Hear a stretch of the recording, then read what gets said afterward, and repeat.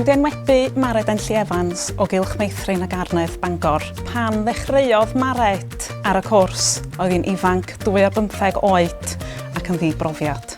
Fel ath y cwrs yn ei flaen, mi nath Mared weithio'n gydwybodol iawn i ddatblygu dealltwriaeth o'r maes. Pryd bynnag byddwn ni'n cwestiynu Mared, byddwn ni'n cael ateb deallus a manwl iawn ganddo hi. Y peth dwi ddim yn rhoi fwyaf am y cwrs, o'n i'n dweud gweithgareddau peintio dwi wedi bod yn neud efo nhw a mynd am dro fel part o asesiad fi. Dwi'n gwneud pethau fel efo nhw.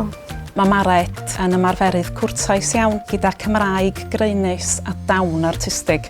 Nid yn unig oedd Mared yn defnyddio y doniau hyn yn ei gwaith o ddydd i ddydd, ond mi oedd yna ychwanegiadau hyfryd iawn o liw, ambell i lun ac hyd yn oed ambell i gân yn ei gwaith hi, ac mi nath hyn roed gwen ar fy wyneb i ambell waith tra marcio.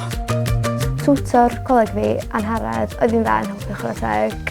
O'n i'n cael lot o help adra efo'r gwaith, ac o'n i'n cael syniadau o be i wneud efo'r plant off Pinterest.